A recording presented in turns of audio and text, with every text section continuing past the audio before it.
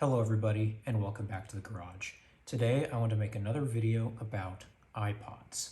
So if you're familiar with these old classic click wheel based iPods, you'll probably be aware that in the mid 2000s Apple collaborated with HP to produce the Apple plus HP iPod, and those model iPods came in a few different models.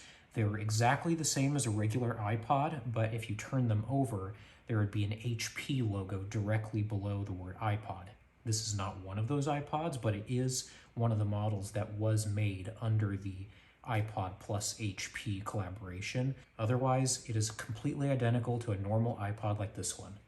But I found something recently that I think is even more rare than those Apple HP iPods, and it's in this box. Let's take a look at what's inside. Now, at first glance, you would think this is just an unassuming white box, and you'd be right. There's no text on the sides, the top, or the bottom. It is just a normal white box. But this is the original shipping box for the iPod that is in here, and it'll make more sense once we take everything out and take a good look at what this iPod actually is. Now, I should point out that this iPod is brand new. It has never been used, and so everything that is in here is in mint, brand new condition. So here's the iPod, and as you can see, it's in a little case, and the case says Volvo on it. We'll take a look at this here in a second. We have a little belt clip still in the bag for that Volvo case. It's never been taken out, so there's that. We have a brand new Apple 30-pin to USB cable, and I can tell it's never been used because it feels brand new, and there's not a hint of yellowing or wear or anything on it. And same with the earbuds. If you've never seen a brand new pair of the second generation Apple earbuds, this is what they look like when they're new and they haven't been used and gotten super grimy and filthy. And here we have the iPod Nano documentation. We have the quick start guide, we have the warranty information, and 2 unused Apple stickers. So let's open up this Volvo iPod case and see what's in here. And if you're familiar with your iPods, you know that this is an iPod Nano 3rd generation. But it's not just any iPod Nano 3rd generation. If I take it out of the case, not only is this iPod in absolutely perfect condition since it's brand new, but if you take a look at the back, the iPod logo is not the only thing that's there. We have a Volvo logo, and it says Volvo Trucks Driving Success. And this is not a sticker. This is etched directly into the back stainless steel, just like the Apple iPod logo. And this is an iPod that I have never heard of. I have never heard of Apple collaborating with Volvo to make a 3rd generation iPod Nano.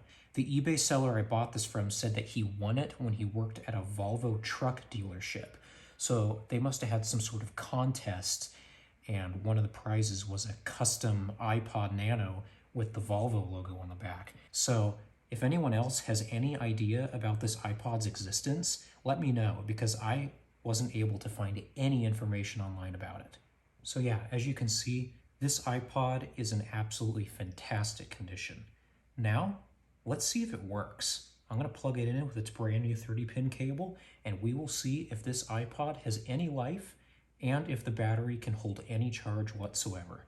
Now, if this were an iPod Nano 2nd, 4th, or 5th generation, I might hesitate a little bit to plug it in, because what can happen with those models is that since they're in an anodized full body aluminum enclosure, if the batteries swell up due to age, they can produce a black spot in the middle of the screen and eventually shatter the screen, because these iPods are so thin, and the batteries, of course, are not meant to swell up like that when they're in such a thin enclosure.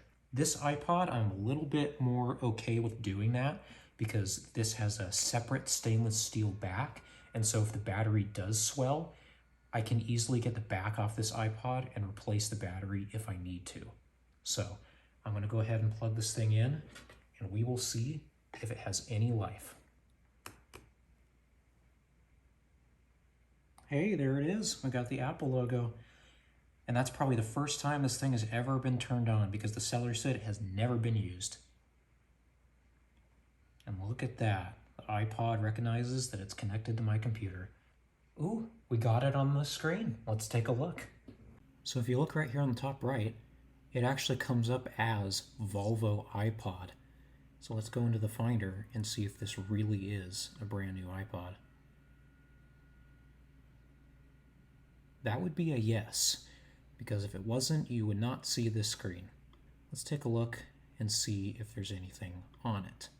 Video 200. Oh, does this thing have like Volvo videos on it, I wonder? Oh, there are Volvo videos on it. Look, Volvo Trucks North America videos, Volvo Trucks North America podcasts. So we do have some Volvo videos on this iPod. We're going to have to take a look at those together. Safety by design. Everyone agrees safety is the most important element in driving success, and no manufacturer has more first in safety than Volvo Trucks.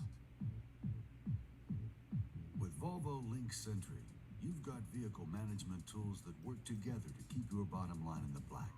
How do we do it? By consistently providing data that helps you improve operational efficiency.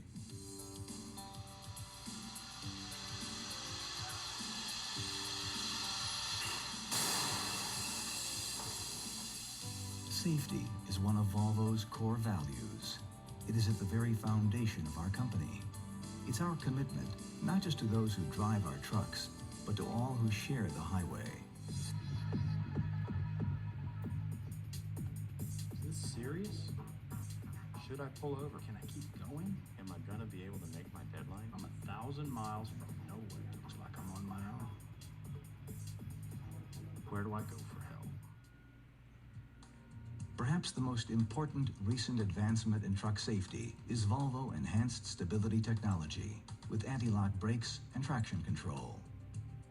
VEST dramatically reduces the likelihood of a rollover, jackknife, or loss of control incident on both wet and dry roads.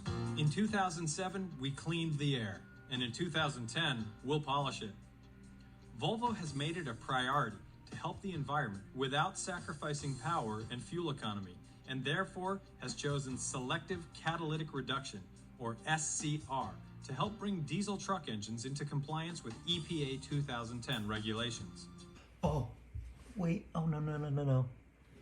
Oh, crap. Okay, I gotta unplug it right now. Yeah, we got the black spot.